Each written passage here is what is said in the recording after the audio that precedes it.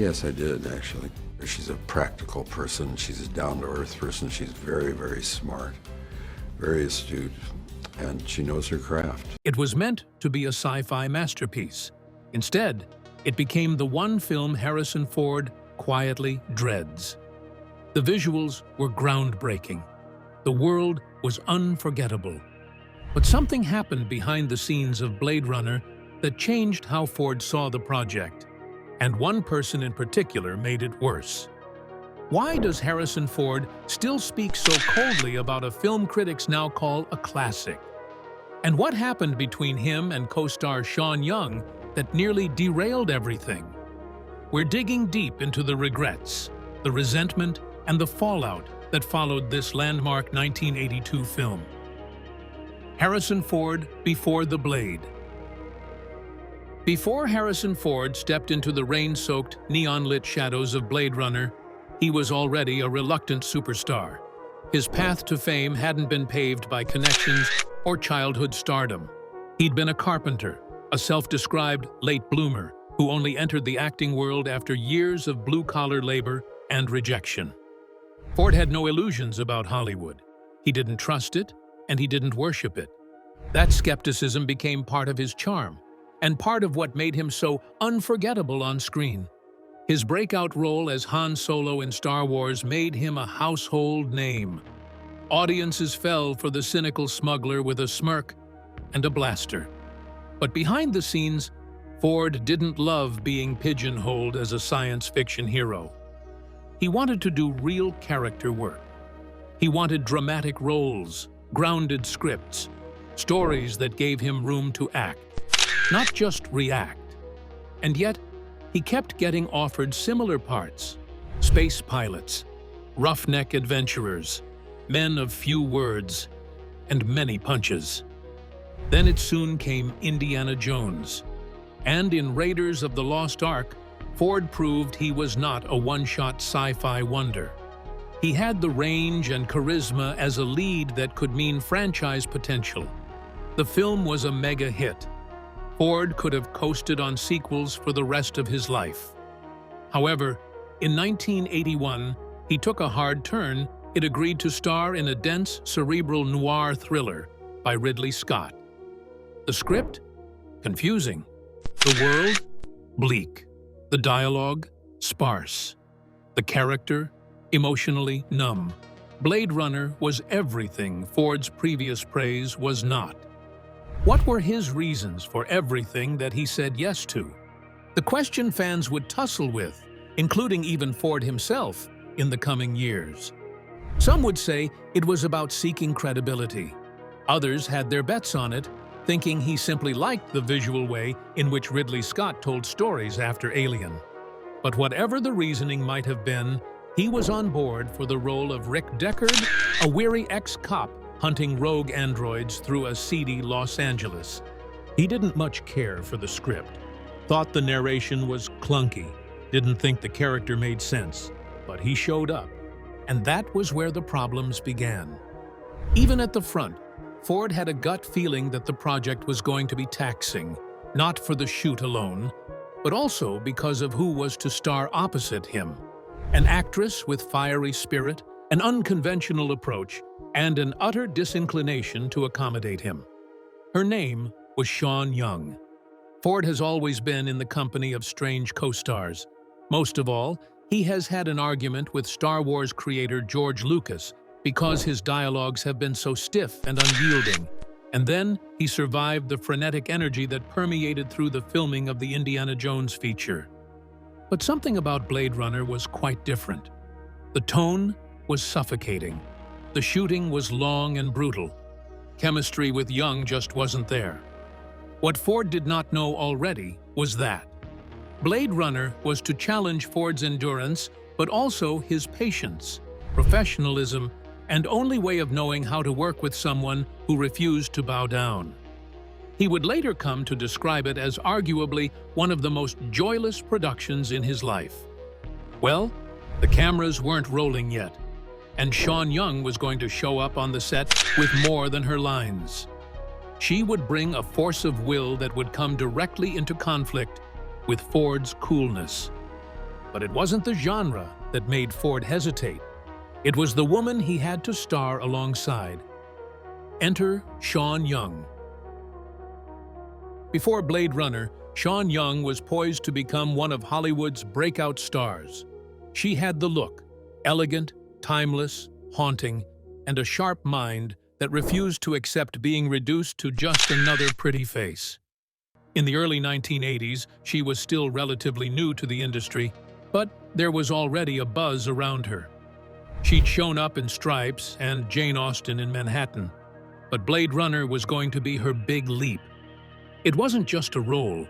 It was an opportunity to prove herself as more than a supporting presence. She was going to be the face of a sci-fi future, a femme fatale in a dystopian noir. And she knew it.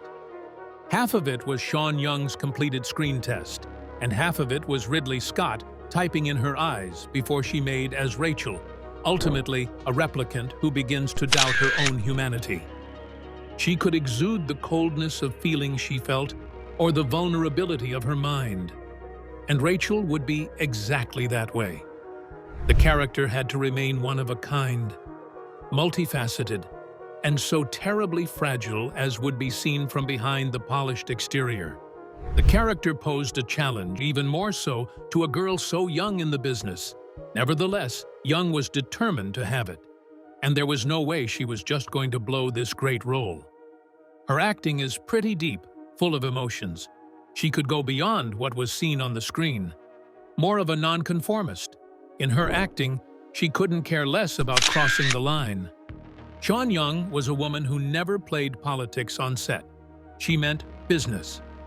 Although this approach to the craft was sometimes admired, it was difficult for others, especially with Harrison Ford, her leading man. In the beginning, the differences in their personalities were quite evident. Ford was a private person, reserved, methodical. He was almost silent between takes, conserving his energy for the film action. He never voiced rehearsals. He never overthought. He came in, put in the hours, and left. Young, on the other hand, was emotionally generous, reactive, and openly so. She wanted to talk about characters, dialogue, emotional motivations, the works. She wanted to work with her fellow actors. Ford wanted to keep his distance. Caught in between the two leads was Ridley Scott. He was handling a complicated shoot with complicated lighting, constant rain machines, smoke effects, and long nights. The atmosphere on set was claustrophobic, damp, and yet simply beautiful to look at, yet draining physically. And with the level of stress already high in production, the friction with his two leads only added further pressure. It wasn't open hostility. There were no screaming matches or public confrontations. Something expired quietly under the surface. Ford himself called it miserable, and Young felt alone. She later recalled how some crew members seemed to be on Ford's side, which made her feel like an outsider to a film to which she had devoted much of herself. An invisible wall was building up between them, one that kept on compounding as the film wore on. But they both pulled it off. The Deckard and Rachel scenes worked on the screen, at least visually. But behind the eyes, behind the performance, something else was happening.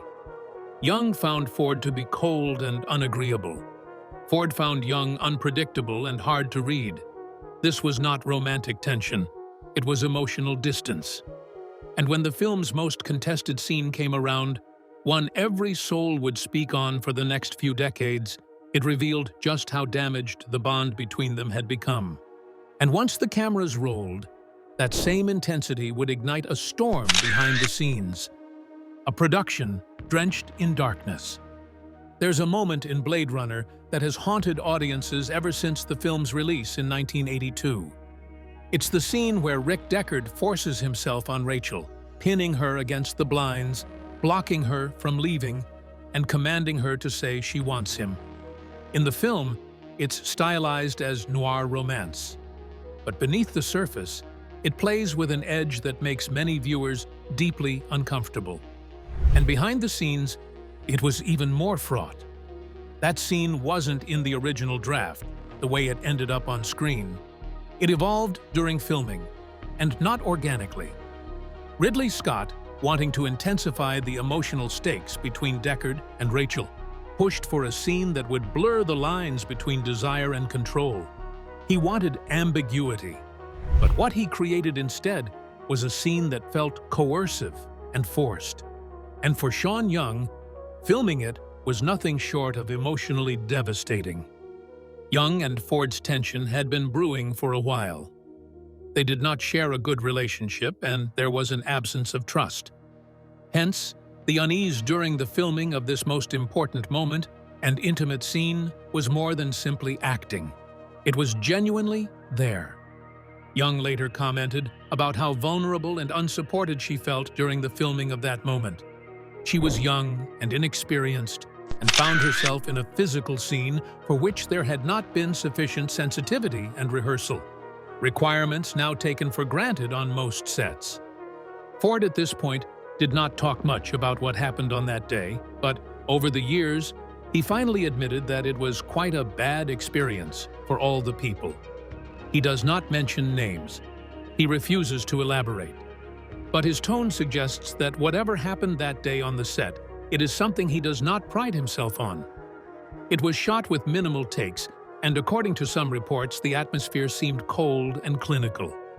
No intimacy coordinator, no emotional check-in, just the weight of direction, the demands of the day, and two actors trying to shove it through. Interviews years later brought sharper comments to Young. "This was not an intimate scene," she said. "I was miserable," she further added when asked about that segment of the feature. More importantly, she said, was her realization of how disposable she was in the eyes of the production. She felt unprotected, disrespected. She felt like a prop. It would haunt her at that moment. It would haunt Ford, too, though not like a scandal, but like a shadow. They never really became friends. There was no reunion interview, no warm memories. Just that one story told from two very different perspectives. His, quiet and guarded. Hers was raw and wounded. What's striking is how the scene actually aged. Some of them back then said it was a moment of intensity for when it was released. Now it's broken down as an archetypal instance of how female characters were written and treated as mere accessories to a male narrative. Rachel's stripped autonomy, her overridden emotion, and Deckard as less a lover, more a gatekeeper of control. When the stories were told, that power dynamic was as sharply felt in reality between Ford and Young. This was a breaking point not only in the film, but also because of their already fragile ties. The coldness got frozen between these two people after that incident. Ford then fell silent, while Young withdrew. They finished filming the remaining scenes like professionals, but it was all without personal involvement. No happiness, no trust, but no single moment embodied Ford's discomfort more than one infamous scene that still haunts the film's legacy. The scene he hated most. The public didn't know it at the time, but the behind-the-scenes strain on Blade Runner would become one of the most misunderstood and unfair narratives in Hollywood. While Harrison Ford moved on from the production with his star power intact, Sha Young's career took a hit that she never fully recovered from. And a big reason why? The whispers, the press, and a system that didn't protect outspoken women. After Blade Runner wrapped, Ford returned to projects like Indiana Jones and the Temple of Doom and Return of the Jedi. He was on a hot streak that felt untouchable. In interviews, he was typically guarded, especially when asked about Blade Runner. He rarely mentioned Sha Young, and when he did, his comments were neutral, clinical. To most, it seemed like just another co-star relationship that fizzled quietly. But inside Hollywood, a different version of the story circulated. Sha Young had spoken out. She had told people she felt uncomfortable filming that scene. She had pushed back when she felt disrespected. She didn't play up the part of the silent, grateful newcomer. And that attitude right out of the early 80s Hollywood would have made her an easy target for being difficult instead of being praised for her honesty. A name that here turned out to be difficult in a town where reputation could slay a career faster than any box office flop. That tag assuredly stuck. The directors vacillated. The producers are whispering. The casting agents reconsider.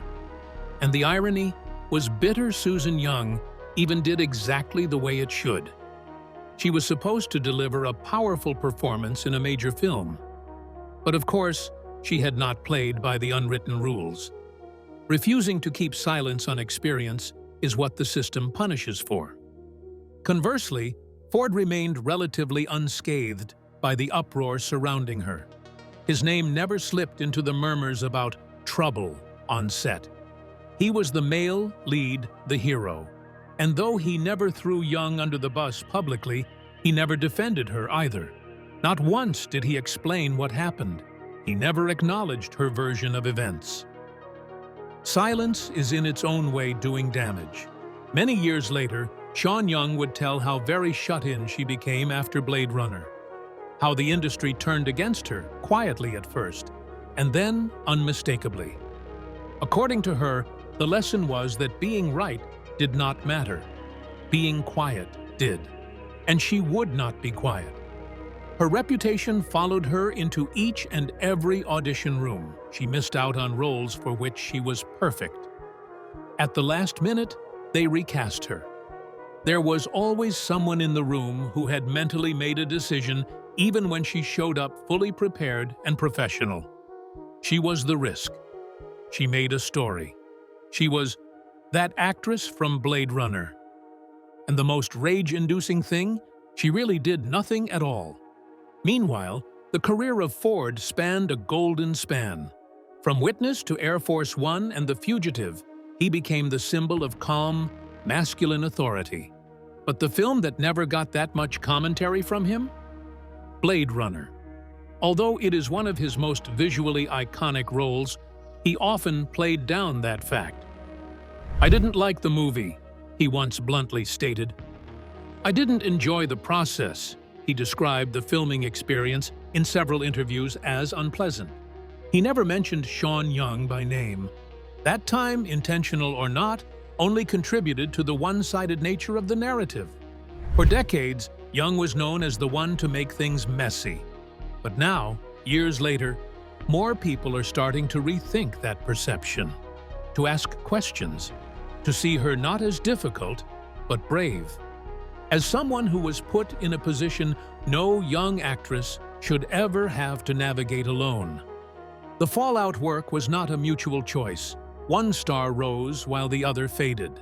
And the real tale, the toll on humanity exacted by such imbalance, lay buried under studio silence and press spin.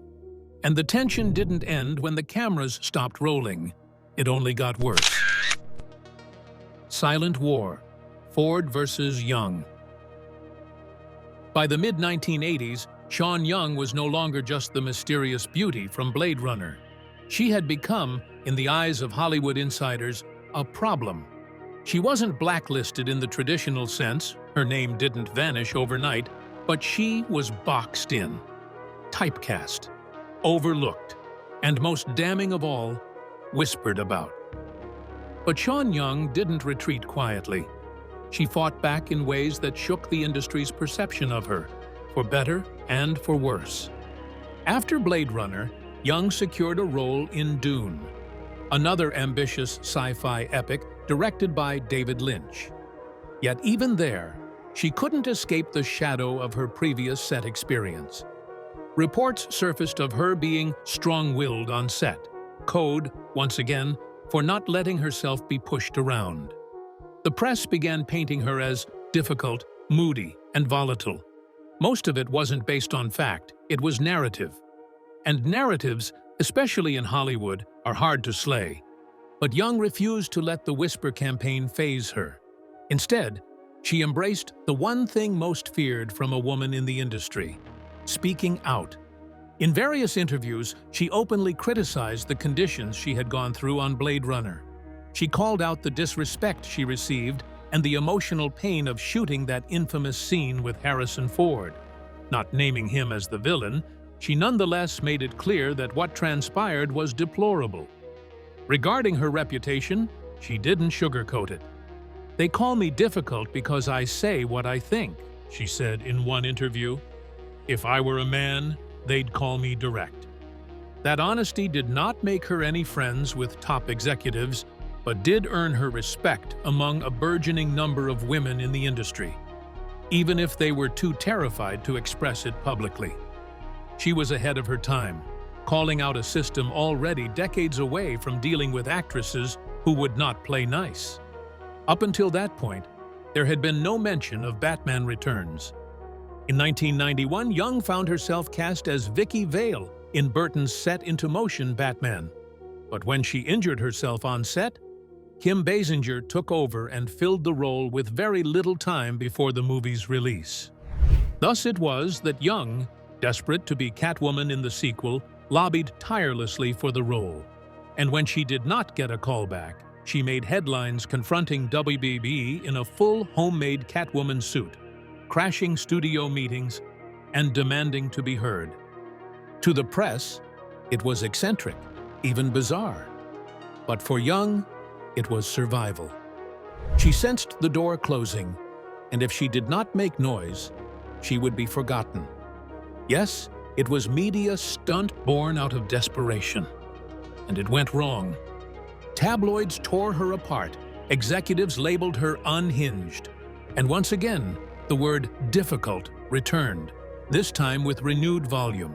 Ford was in the same era, devoting his time to dramas of great prestige and extravagance in box office records.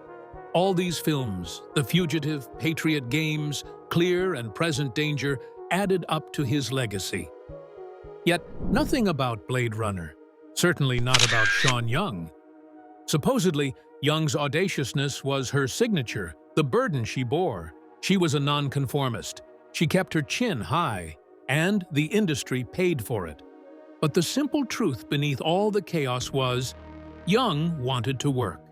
There were roles that she longed to play.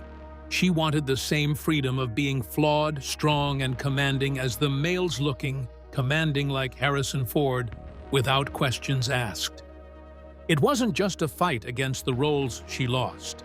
It was against a system that decided she was too much, too loud, too demanding, too much unwillingness to control. Years later, neither would forget what it felt like to be trapped in a film with someone you couldn't trust. Blade Runner bombs. As the years passed, Blade Runner went from box office disappointment to cult classic, and then to certified masterpiece.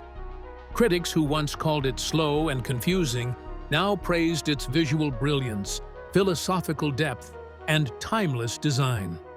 Directors like Christopher Nolan, Denis Villeneuve, and Ridley Scott himself began referencing it as a gold standard for science fiction cinema. But while the film's reputation soared, something strange happened. Harrison Ford was celebrated, Ridley Scott was vindicated, and Sha Young was left out of the conversation. In retrospectives and documentaries, Young's name was barely mentioned. In making-of features, her role as Rachel was reduced to a visual, an image of dark red lipstick, perfectly waved hair, and icy detachment. Critics called the performance iconic, but didn't always acknowledge the actress behind it. And if they did, they rarely mentioned the emotional and physical toll that performance had cost her. Of all the questions, the one unasked was, why was Blade Runner's redemption not extended to Sha Young? The answer is very nuanced, even a bit uncomfortable. For one, Young had never remade her Hollywood reputation. She didn't get invited to the big premieres, she wasn't asked to weigh in on major retrospectives, there wasn't even a panel for anniversary celebrations that featured her alongside Ford or Scott. The industry had moved on without her. However, when Blade Runner 2049 was announced, fans guessed whether Rachel would make a comeback at some point. And she did, but not in a way anyone imagined. One of the most haunting scenes in the movie had Sha Young's likeness digitally recreated. But Sha herself? She was barely involved. She was flown in for reference footage, but she didn't perform in the final scene. She was a body double and digital reconstruction. The filmmakers call this artistic decision, but to many, it felt like final erasure, the moment when one of the original Blade Runner stars was replaced by a simulation. Sha Young said in interviews that she found it surreal and bittersweet. She was neither angry nor glowing with pride. How could she? She had lived through that performance. She had paid for it in ways no CGI double ever could. Meanwhile, Harrison Ford returned to his role as Rick Deckard in 2049 and was lavishly showered with attention for this. He was praised in interviews for having the good nature to revisit a character he had once hated. His erstwhile cynicism about the project became pure passion. Disinterest became depth. Distance became mystique. While again, Sha Young was simply absent from the picture. Not only Hollywood, but it was fans, too, who ignored her. For years, many did know Rachel, but didn't know Sha at all. They didn't know the infamous camera scene she pushed back on.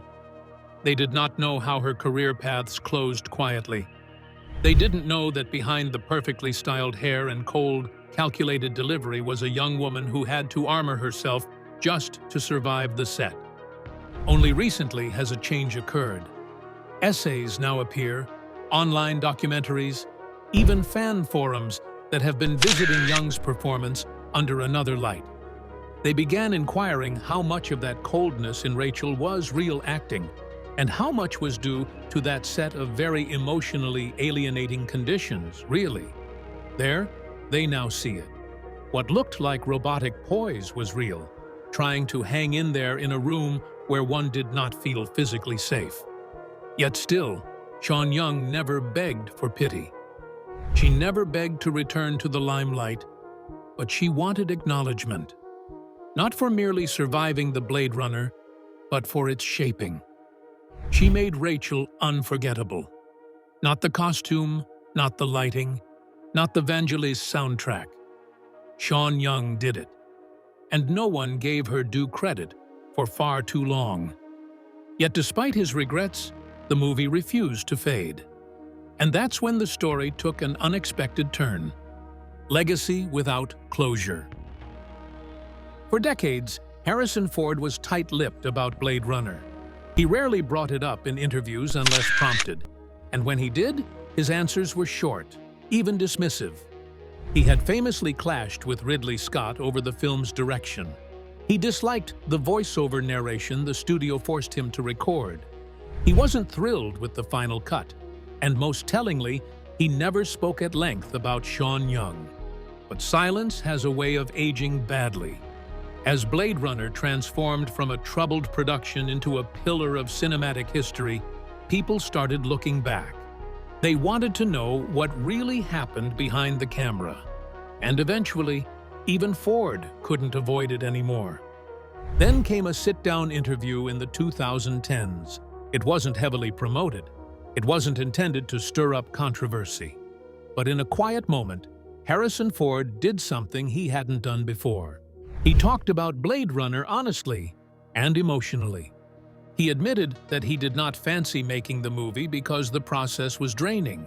The constant changes in the script, fluctuating moods on set, and long workdays. But when the interviewer brought up Sha Young, things changed. The expression on Ford's face didn't tighten as it did in the past. He didn't laugh it off. He stopped. "She was new," he said. Ford went on to add, "The pressure on her was humongous. I didn't make it easier." That line turned upside down decades-long guesses. People had long assumed Ford just kept to himself out of professionalism or irritation regarding Young. Then again, in that brief moment, he had admitted the truth. All had existed. There had been tension, some of which had been his doing. He didn't elaborate or flat-out apologize for it, but he didn't duck either. In Hollywood terms, that was huge. This was Ford's way of admitting what all the gossipers around the decaying movie had been long whispering. At that, Sha Young had been left to weather Blade Runner much alone. He has since become more gracious. During the later press rounds for Blade Runner 2049, when asked again about the original film, he would call Sha's performance crucial and elegant, words he had never used before. He still wouldn't tell stories, still wouldn't share anecdotes, but he gave her credit. Finally, the fans saw it. The media didn't make much noise, but the ones who cared were those who had been watching the 1982 film for ages, those who had painfully followed Sha Young through the corridors of her rocky journey, those who understood what it means to be a woman in a system that punishes audacity. And perhaps that was the whole point. For Sha Young, it wasn't the moment for a comeback. The big studio roles were now gone, and no forgotten icon tribute packages were in the offing. But the record had shifted, albeit subtly. Harrison Ford recognized her, not as an issue, not as a footnote, but as a major aspect of a legendary film. He didn't rewrite history. He just readjusted his place in it. And by doing so, he provided something Sha Young had never really had: quiet validation. Because sometimes it's not with contrition that regret arrives. Sometimes it comes in the form of an interruption in the middle of a sentence, a line a little softer than expected, a name finally spoken with respect.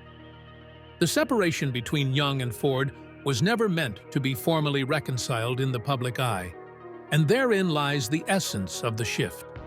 In a culture that revels in neat resolutions, it remains uncertain and fragmented. Still, by all accounts, the Blade Runner off-screen legacy.